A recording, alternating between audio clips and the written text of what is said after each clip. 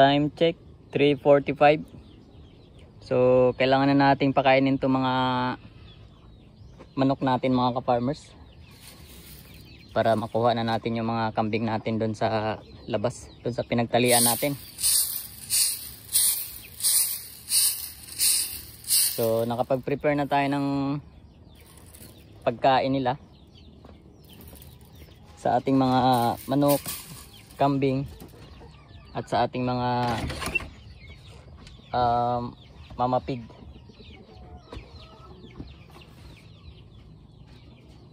So ito yung sa manok. Ayan. Yan, yun yung sa manok natin. Ito naman yung sa ating kambing. Ayan. Tapos sa kay Perla tsaka kay Pitring. So papakain muna tayo sa ating mga manok mga ka-farmers, para makuha na natin yung mga kambing natin.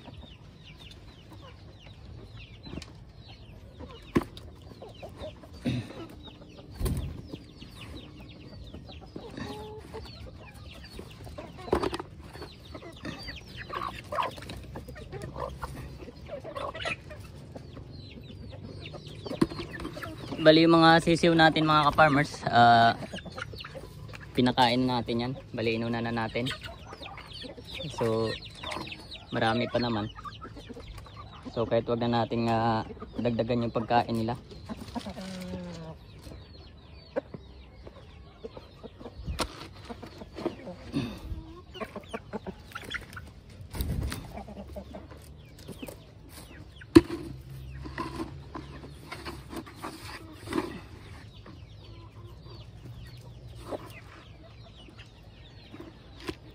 So ayan.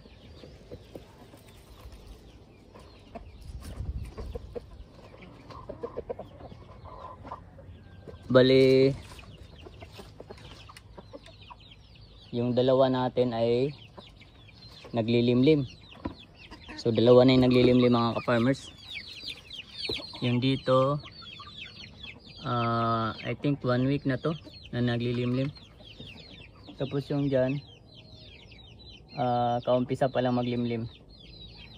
So dito meron tayong 2, 4, 6, 8, 9. Dito 2, 4, 7. So parang naghalo-halo na to mga itlog dito mga ka-farmers. Parang pinulang yata kasi itong paitlogan natin. Meron lang kasi tayong 1, 2, 3, 4, 5 na paitlogan. So pag natapos yung isa na naglilimlim dyan sa nandyan sa likod, bali tatanggalin natin yung paitlogan na nun, tapos lalagay natin dyan. Pwede pa tayong maglagay ng isa. So sa ganitong paraan kasi mga ka-farmers, safe yung mga paitlogan natin kahit malakas yung ulan. So hindi mababasa.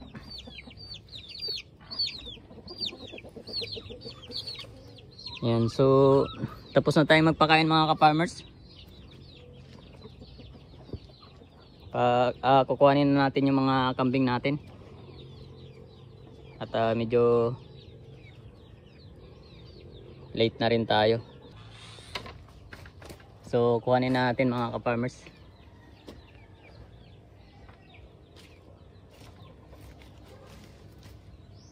Medyo napagastos tayo sa ating motor ngayon mga ka-farmers. Bali naglagay tayo ng MDL. Ito. Kailangan kasi lagyan natin ng MDL. At may long drive tayo mga ka-farmers. Pupunta ako ng Dumaguete. So baka gagabihin ako. Yung ilaw na to hindi kaya ito. Yan. So hindi kakayanin yung ilaw na yan. Side light natin. At yung mata naman natin ay hindi na 100%. So minabuting magpalagay tayo ng mini driving light, para pag kahit ganabi tayo maliwanag pa rin yung ilaw natin. So yan yung switch nya. Yan. Dito natin pinalagay sa may sa may side mirror sa post. Yan. So kunin na natin yung kambing natin mga ka-farmers at maririnig nyo nagtatawag na. So definitely gutom na yun mga ka-farmers.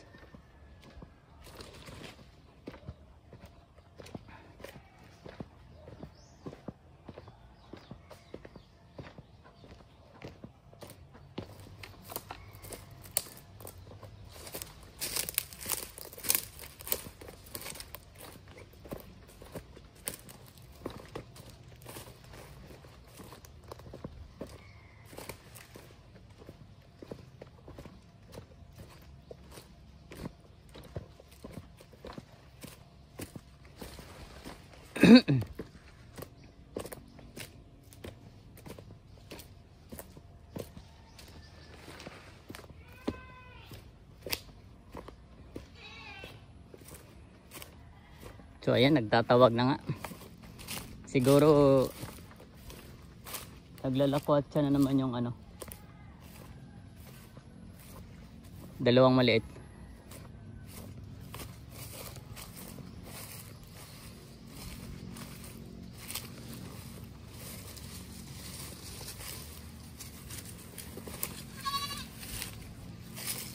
So unahin natin si Sarah, hubaran ng tali.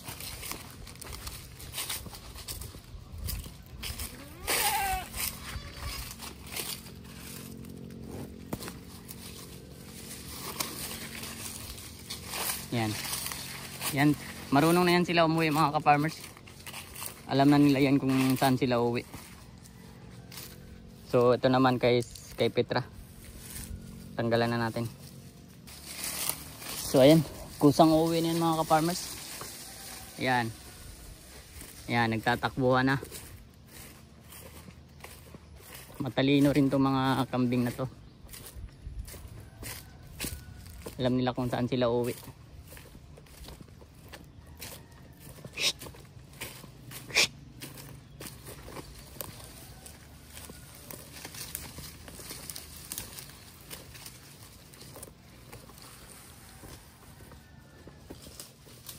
Hindi ko na hinahawakan yung tali nila kasi minsan nanghihila yan.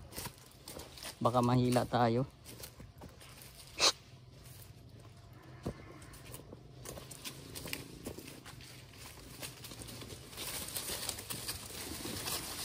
Yan. Tatakbuhan lang yan. Pauwi.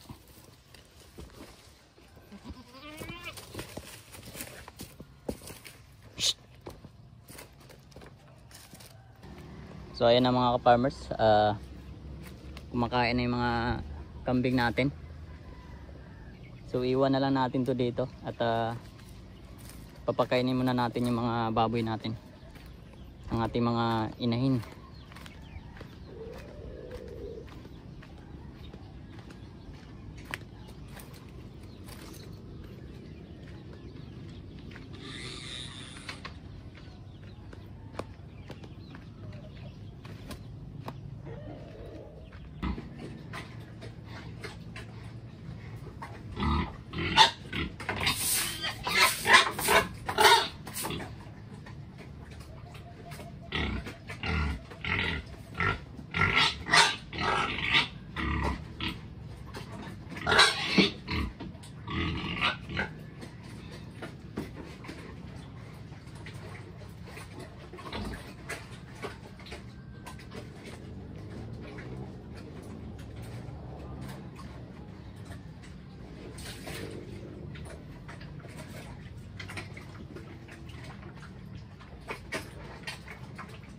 Talagang gutom na si Perla mga ka-farmers.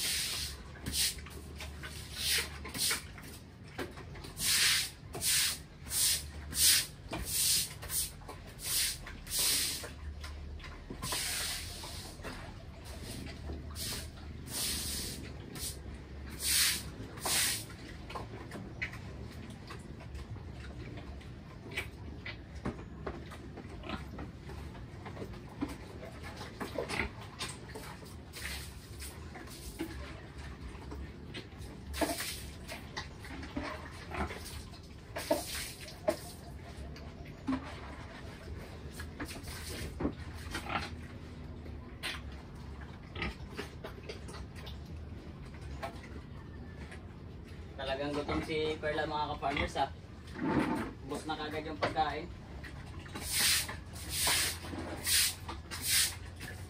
Ngayon lang to na ano, na naubos niya lahat yung pagkain. Normally kasi pag nagpapakain tayo dito, ano pa, yung hindi niya naubos kagad yung pagkain niya. Inuubos lang niya ng kaunti-unti. Pero ngayon, talagang ubos yung pagkain niya, nangihingi pa nga. Kaya lang, hindi na natin pwedeng dagdagan yung pagkain niya gawa ng nakadiet si Perla. At sobrang laki na ng katawan niya. So sa tansya ko dito, nasa mga almost 100 kilos na ito si Perla. Kaya dinadiet natin. Kasi yung katawan niya sa edad niya ay masyadong malaki na. Para sa edad niya. Dahil si Perla ay nasa 3 buwan mahigit pa lang at ganyan nakalaki yung katawan niya. Yan. Kasi mahaba yung katawan niya tapos makapal. Kapal kasi ng ano. Ang laki ng balikat nito. Ayun oh. Kaya dinadiet muna natin kasi napapansin ko mga ka-farmers, hirap na siyang tumayo. So pangit din pag sobrang taba yung inahin natin. Parang si Pitring. Tama lang yung laki ng katawan niya. Ayan. Hindi siya mataba, hindi rin siya payat. Tingnan nyo si Pitring paano humiga mga ka-farmers. Napakaingat niya paano siya humiga. Kaya napakaganda talaga tong inahin na ito. Ang bait pa. So sana hindi siya magbago pag panganak niya.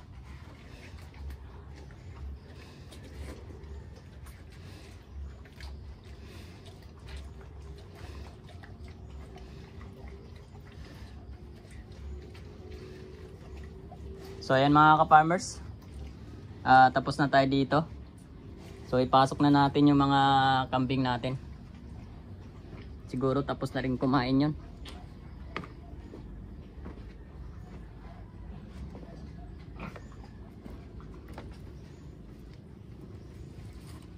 Dali tayo ng higad mga ka-farmers, oh. Sobrang kate. Ayan, oh, namantal. Hindi ko alam kung saan galing yung na yun. Higad na yun. So ito yung ginamit nating pausok mga ka-farmers. Yung mga scrap nating kahoy na malalaki. Yan. Nilagay natin dito para hanggang ano to, magdamag. Hopefully magdamag ito. Yan. So lalagyan ulit natin yan ng mga malalaking kahoy mamaya. Hanap tayo ng mga malalaking kahoy doon sa labas. Ayan. So yun na yung pausok natin. Hindi naman na tayo magpausok doon sa may lata. Kasi wala tayong baon ng nyug. So okay mga ka-farmers, pasok na natin yung mga kambing natin. Nang makapagligpit na rin tayo dito. Kasi yung manok pala natin, yung sisiw. Ayan dito pa sa loob, ay sa labas. Ayan, oh. Ang sarap pa rin ng kain nila. Ayan. So ipasok na natin to.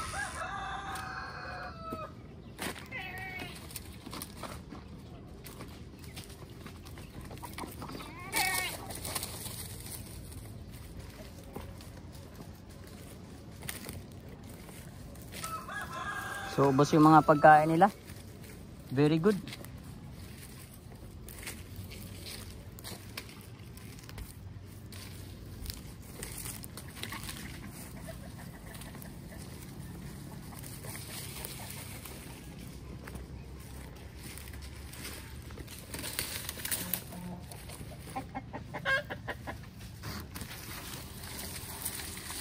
So ayan na, pumatok na sila mga ka-farmers.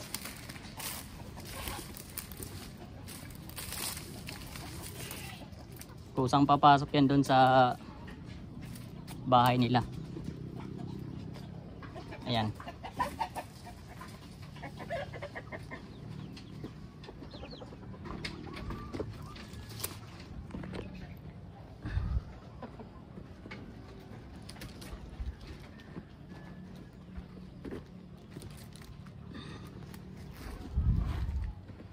Alam na yan nila mga ka-farmers pagkatapos kumain. Talagang ano yan, alam na nila yan pag pinakawalan na natin yung tali. So okay mga ka-farmers, tali muna natin to. So ayun mga ka-farmers, andito na sila, naipasok na natin. So safe na sila. Ayan, kasarado na. So hindi na yan sila makakalabas. So check natin yung ating mga manok. Tali, baka delikado ito pag may isang mga nakawala dito. Sigurado magpapatayan to mga to. Lalong lalo na to ito.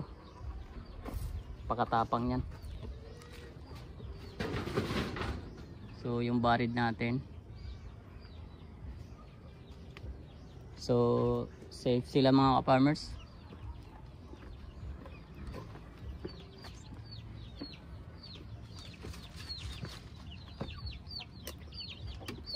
So dito naman tayo sa ating mga sisiw. Sarado na natin to para hindi na sila lamigin. Ayan.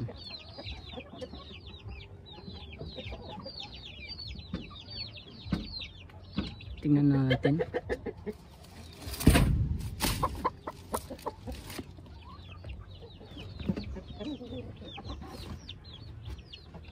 So ipasok na natin itong mga sisiw natin mga ka-farmers.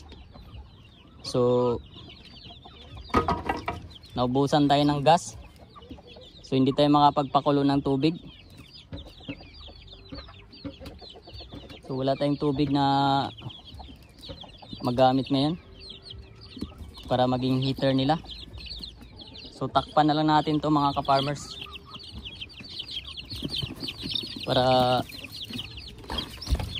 yung init din naman ng katawan nila pag nagkumpulan yan. Pag nagkukumpulan sila, magki-create din naman ng init ng katawan. Yan. So tatakpan lang natin yan para hindi sisingaw yung yung init nila. Bali maiipon lang sa loob. Yan. So tatakpan lang natin to. Sinaubusan tayo ng gas mga ka-farmers. So ligpit na natin to mga gamit natin dito, mga feeds natin. At meron tayong dito, may kasama tayo ditong mababait. So ito pagkain ni Pitring, ito kay Petra, ay kay Perla. Ayan. So yung pagkain ng mga sisiw natin, safety natin. Ayan. So everything is clear. So isarado na natin tong pintuan natin, bintana natin.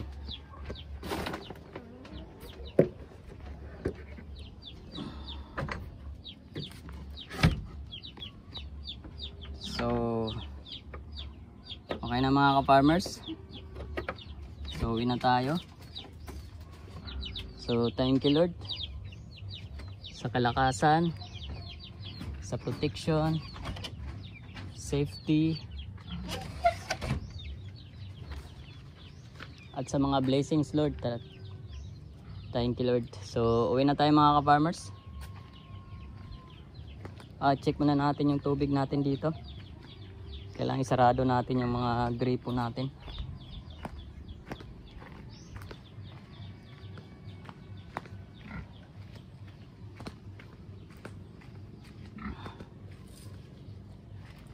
Bye Perla. Bye Pitring. Bye. So uwi na tayo mga ka-farmers at parang ang sungit ng panahon. Parang uulan. So kailangan na nating umuwi. So okay mga ka-farmers, salamat sa maghapon. Salamat at nairaos natin ang ating maghapon sa tulong ng ating Panginoon. So okay mga ka-farmers, happy farming!